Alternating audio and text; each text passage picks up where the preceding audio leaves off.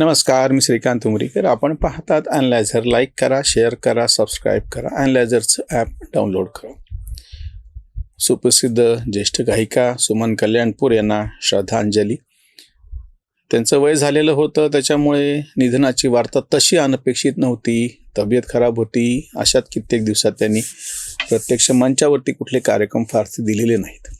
गाणं तर मागच सोडलं होतं त्यांनी. पण त्यांना श्रद्धांजली वाहत असताना एक शब्द सहज ओठावरती आला, सुमनांजली. तेच आम्ही शीर्षक पण ठेवलेलं आहे व्हिडिओचं. सुमन म्हणजे फूल आणि फुलांची अंजली म्हणजे ओंजळ आपण त्यांना अर्पण करूयात. त्यांच्या सुरांना दिलेली ही आपल्याकडूनची मानवंदना आहे असं म्हणूयात. त्यांच्यावरती जेव्हा उसंतवाणी लिहिली आणि माझ्या लक्षात आलं की आपण फक्त मराठी गाण्यांचाच विचार केलेला आहे. हिंदीत त्यांची कारकीर्द अफाट आहे, लोकप्रिय गायिका त्या होत्या. आधी मी तुम्हाला ती उसंतवाणी तुमच्यासमोर ठेवतो. सुमनताईंना आमच्याकडून सुमनांजली. उसंतवाणी. तुझ्या कंठी होता भक्तीचा गोडवा, केशवा माधवा आळवीत. केतकी बनीना मोर नाचणार, मुक रडणार आता आत. नाविकाने आता कुठे न्यावी नाव, पल्याडचा गाव गाठलात. लिंबोणीच्या मागे चंद्र बावचळे, दुःखाचे गा तळे भरलेले. झऱ्यागत सूर त्याची झुळ झुळ, रसिकांना खुळ लाविले गा. वृंदावनी शांत जळणारा दिवा, प्रसन्ननी नवा सूर तुझा. सुमनला वाहू ही सुमनांजली, मने कोमेजली कांत म्हणे, मने कोमेजली कांत म्हणे.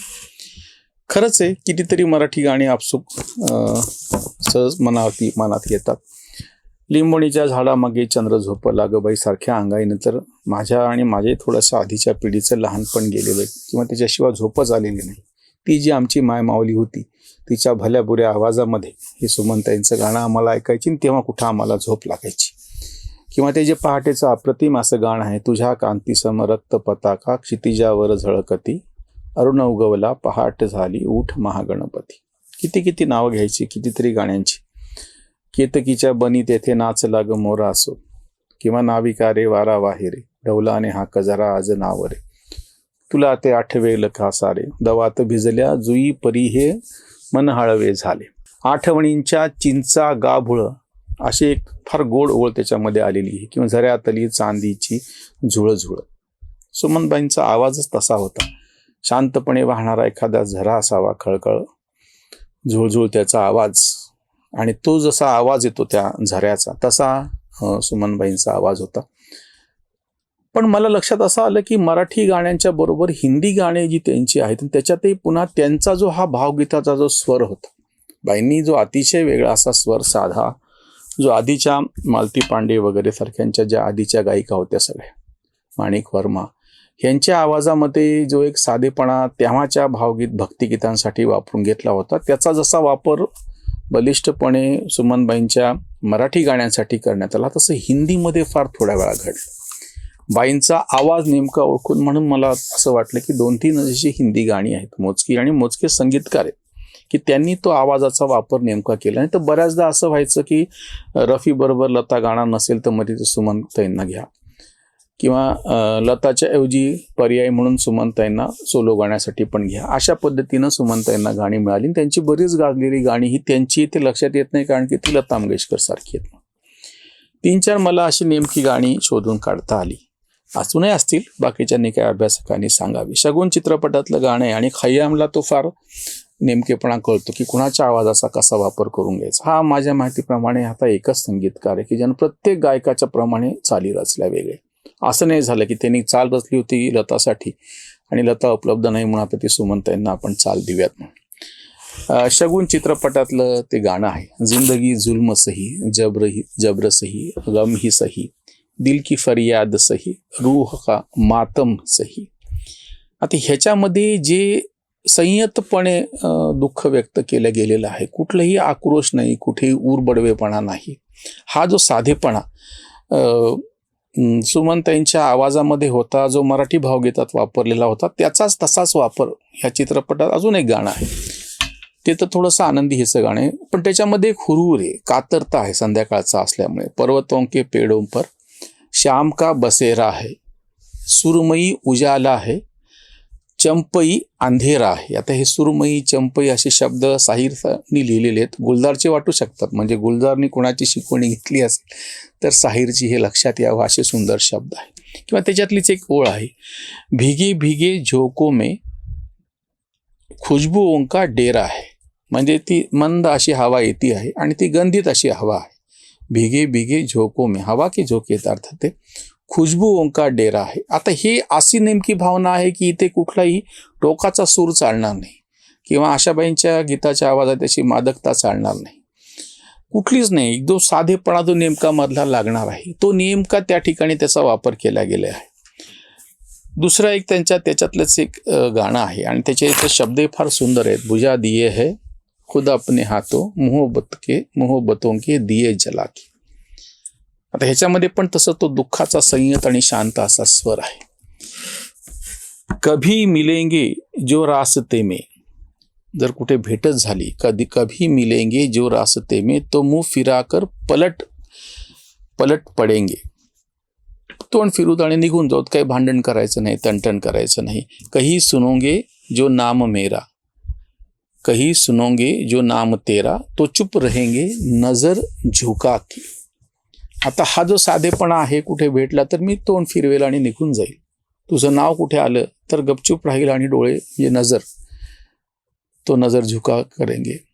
असं जे एक शांतपणा, साधेपणा, संयतपणा त्याच्यामधून जो आलेला आहे.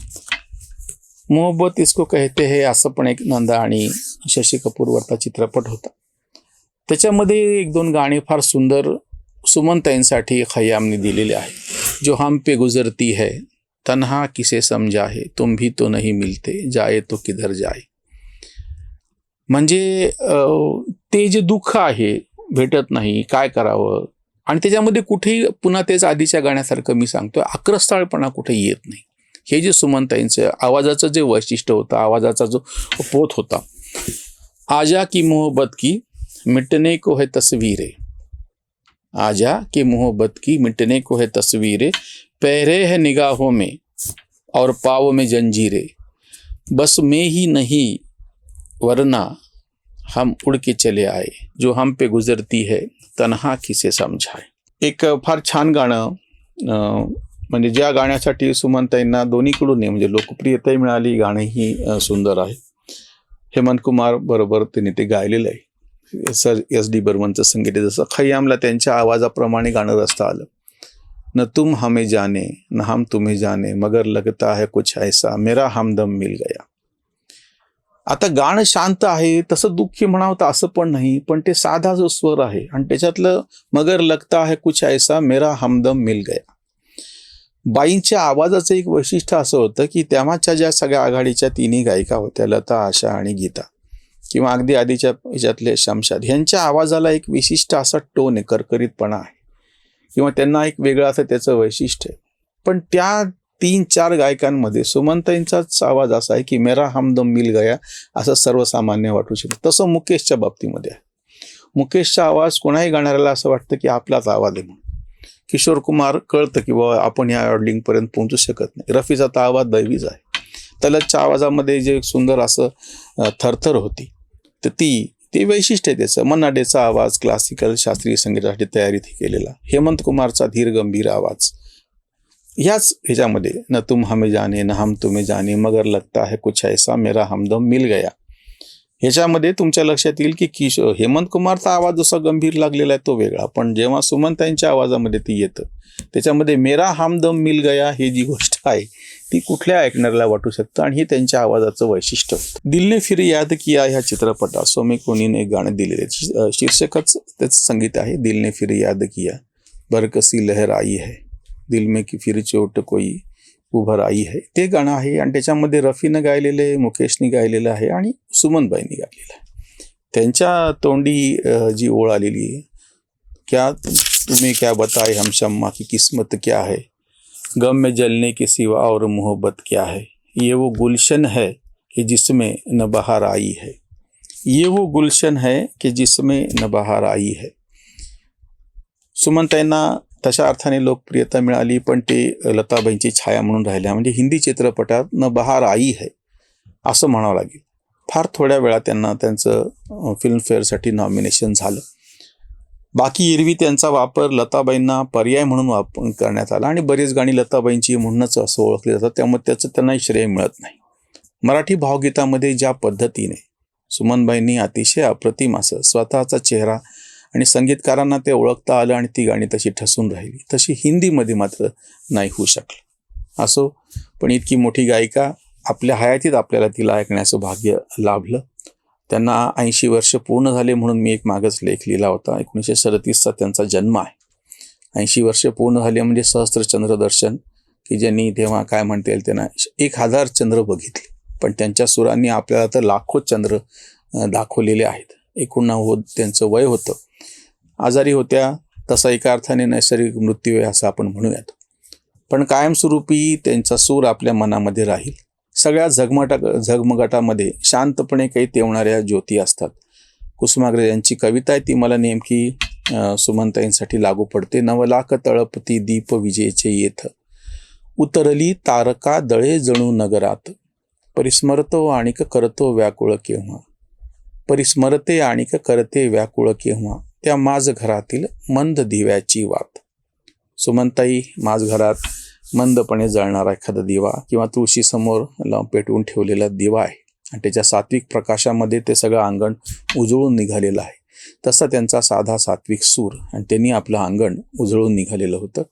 सुमनताईंना सुमनांजली. इथेच थांबूयात. धन्यवाद. स्वधर्म जागृतीचा विधायक बुरुज